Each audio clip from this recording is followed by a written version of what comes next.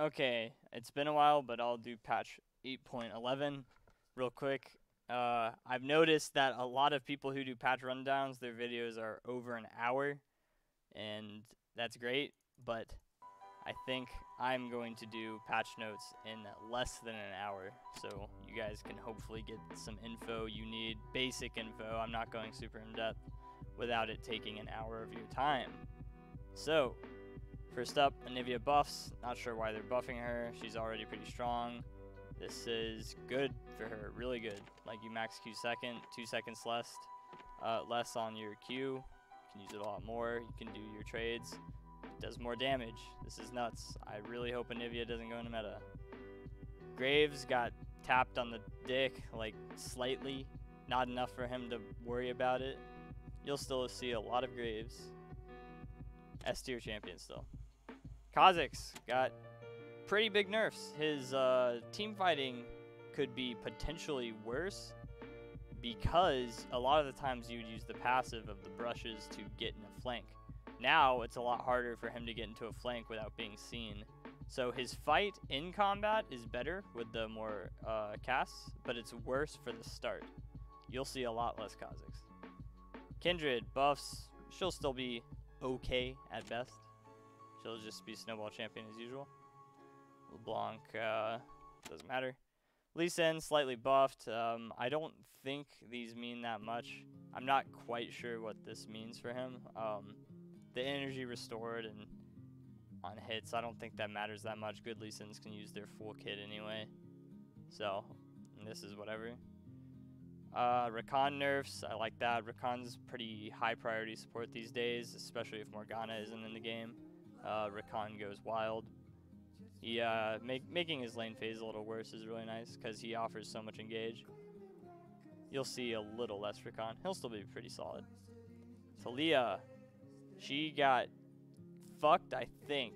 A lot of people are saying she is done for, but I'm not going to say that just yet because she got a lot of changes, and I'm going to say it's 80% chance she got fucked. 20% chance that some people could still make her work. Chances are you won't be seeing any Talia anyway. Urgot buffs, I love this. I think he's going to be this attack speed is probably my favorite change.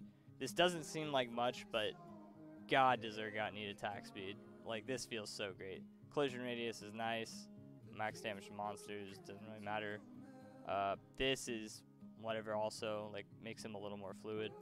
And R, this is the second biggest change, where if you're actually killing someone, you don't have to stand still, which is great because when you use your R and you're chomping someone to death, you want to be moving toward the enemy so they get the fear. Urgot actually might be a pretty good pick. I already play a lot of Urgot, and I like this. I think he's going to be pretty good. Victor got buffed. That's, I mean, kind of meaningful buffs, like another 0.1 AP for your tick is not that bad. Like, he'll do a little extra damage. I don't think it's really damage that he's lacking. Like, Victor does a pretty good amount of damage. You'll see the same amount of Victor as you currently do. Xin Zhao, just like Graves, he got a little tap on the balls. He doesn't really feel it. Like, I think this is a little harder than the Graves nerf. Like, 20% less slow is nice. I hate Xin Zhao. I think this champion just goes train on solo queue, and it's nuts. I think he deserves a little more than this, but we'll see.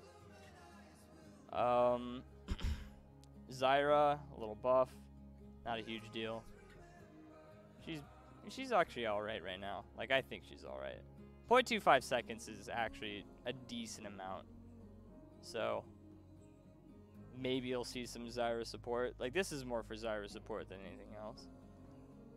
I can't imagine that she'd be meta after this. It'd be very, very weird if she was. All the ADs are getting changed, and they're just nerfing a lot of base attack damage and increasing the growth. They're lowering all the armor as well, and increasing the health. For all the ADs, it's pretty much the same. Master Yi is getting compensation buff, attack speed.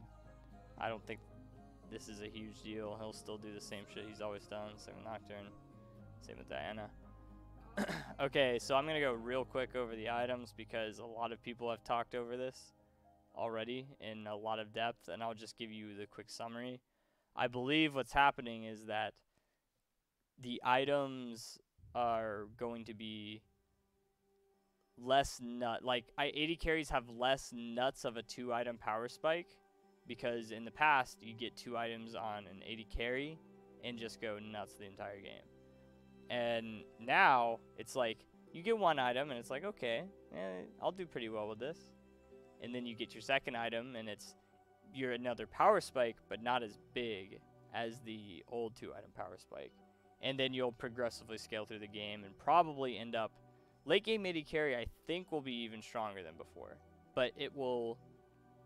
The trade-off of that is that your 2-item power spike isn't as nuts, and that's what I think the goal is here. I'm not going to talk about the items individually because you can just read them. I don't know which 80s will be meta. I'm assuming the ones that can make use of Essence Reaver the most. I think you'll see Kaisa, Kog'Maw, Lucian. It's kind of hard for me to tell because I can read all these items, but I don't play any AD except for Jhin. So it's kind of hard to say what is going to happen with any of them. And I don't even know what would happen to Jhin. I think a big reason for 80 carries are going to have better late game than before is because 35% total armor penetration on Lord Doms instead of bonus, which is really nice for 80 carries because base armor can get up to a pretty high amount in the late game. So shredding through that too just makes them fuck on 80k or fuck on tanks. So you might see less tanks, but I'm not completely sure because I don't know how long it will take 80 carries to get to their late game build with these changes. Like maybe 80 carries will have a harder time wave clearing until they get full items. They're changing gold costs. These crit items take a lot longer to get, which makes the 80 carry build more time to get to. So like I was talking before, it might take longer for the 80 carries to reach their full potential now instead of just wave clearing all game and getting their items. But they're lowering the cost of lifesteal, which I think is fine because lifesteal isn't as nuts as crit, especially in the late game. I think this is a fair trade-off. Higher crit gold for lower lifesteal gold. Maw change doesn't mean that much. Guardian Angel change. 400 extra gold is a lot for 10 extra armor. That is a huge increase in gold. This is gonna really suck for people who use Guardian Angel that aren't ADs. Because ADs don't buy Guardian Angel that much these days anyway. They usually just get the QSS item or some lifesteal. Banner command changed.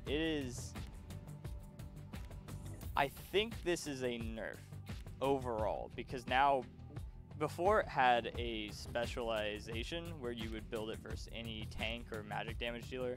Like it's really good versus Singed, versus Ornn, Maokai, Vlad, anybody that just does entirely magic damage. And now they're changing it so where it reduces 70% to all damage. So when this is good for people like Singed and Vlad, where you can actually kill the cannon minion now. It doesn't give them the CDR, but this banner is better against AD characters. I think this item actually might be pretty good in bot lane. I don't think you're going to build it on top laner anymore, but it'll be almost a support only item because that means you can get a lot of tempo by bannering a cannon minion in bot lane, and it's not just going to instantly die to the enemy AD like it would before. That being said, if enemy support's running Dematerializer, then you're fucked. I think banner will be built a lot less. Singed, nerf, pretty much a primarily support item now. You're not going to see this on Singed or Vlad anymore. Definitely not Vlad. If you see it on Singed, I'd be surprised. 30 seconds more is a lot. Mana regen's worthless on like everybody except for supports. 3% MS is a lot. Runic Echoes, more AP. That's pretty nuts.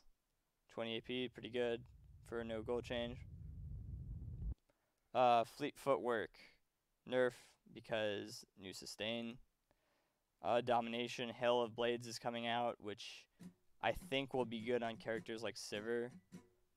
It could potentially be good on Jhin, actually, just because he gets so much AD off that kind of attack speed. It could be some kind of cheese build like Lethal Tempo Jhin. Ultimate Hunter is almost the same thing as Ultimate Hat, except instead of using your ult every time, you build stacks based on kills, kills and assists. So it's worse than Ultimate Hat, but it's something you can take in Domination if you don't want to take the other Hunter runes. Sorcery, Nimbus Cloak. I think this is okay. Like, you'll probably see it on Singed and other people who just use ult on cooldown. I can't see a whole lot of characters using this, but it won't be bad. Like, it'll be okay. Like, a lot of people in this tier take the Mana Flow ban. So if you're someone like Singed and you don't take an Amplifying Rune or whatever it's called and Mana Flow ban, you can just take Nimbus Cloak. It'll be the rune to take if you can't take the other two. Dematerializer nerf, this is good. Dematerializer is real. If you know how to use it, it helps so much and is ridiculous in the early game. So I like this nerf. I think this kind of guts it, but I'd rather play the game without Dematerializer. Turrets, Inhibitor and Nexus turrets now heal faster and divided into thirds, which is... I like this change because I feel like if you defend it, you should be rewarded. And sometimes it's just too easy for an enemy to come back and just fuck up the turret when it's already low, when you should have the advantage in your own base. So this is nice. The lower health on the Nexus turrets doesn't mean as much as people think it does. 900 health is a lot, but a lot of the times if the enemy is hitting your Nexus turrets, you're already going to lose. I'd say 90% of the time you're already going to lose the game if they're hitting your Nexus turrets. So I don't think this is a big deal. Inhibitor health 300 is not much. I think that's negligible. Turret gold gives more solo, which is going into Riot's new changes where they're trying to bring back more solo carrying. And I don't have a camera, but I'm doing quotations around solo carrying since I think solo carrying still happens a lot. But this will make it even more so for laners, specifically top and mid. So it's whatever. I'm not like opposed or for this change. It's whatever to me. Baron does less damage. I think I like this. Like, Baron's still super tanky, but now it looks like a good bit of less damage. Like, that's a pretty big chunk of attack speed. Half damage on corruption, lower AD. The special attacks don't apply corruption. I think that's pretty big. Like, you're still not gonna be able to rush Baron at 20 unless you're ridiculously far ahead. But I think people will start doing more Baron plays again.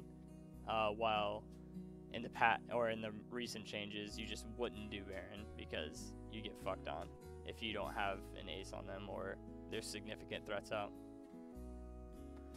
Scuttle Crab, respawn time increase, shrine duration increase. I don't think this means that much. It's just if a jungler is taking Crab, that's better for them because they get it longer, get the advantage longer. I don't think this makes Crab a even higher objective. I like this change because I've got too many games where a jungler is willing to throw the entire game over Scuttle Crab. So less Scuttle Crabs equals less int, hopefully. They're giving jungle a little bit more XP. I think jungle's fine, but I'm not a jungler. I kind of like... The only thing I don't like about the new jungle is that they're doing more level 2 ganks, which brings me back to Season 2, and I hated that. Because getting ganked at level 2 while is just miserable. Like, you're in lane for about 10 to 20 seconds, and then you get ganked. Is just a miserable experience. The last hit assistance, this is if you fuck up lasting a minion by 4 health, then you still get it. They're going to reduce that over the patches. I think this is dumb. Like, why not just let it deal with it? Like, we have a couple weeks until LCS starts. So why not just make us deal with it? Players aren't that dumb that they need this much help. Like, this just makes the game easier for the sake of it being easier. It's like catering to the people who miss last hits because they don't read a patch. I think that's stupid. I think what you should do is just do it all at once. Like, hey, your AD carries, by the way, your attacks do 4 less damage than they did before. Get used to it. You've got weeks of this patch. But instead they're doing this retarded shit where it's like, hey, we're gonna reduce it by 1 every patch. Woohoo. Whatever. ARM changes are meaningless because ARM is meaningless. Ping distance volume is great, I guess. Bug fixes, and that is it. So, this was my short version of the patch 8.11.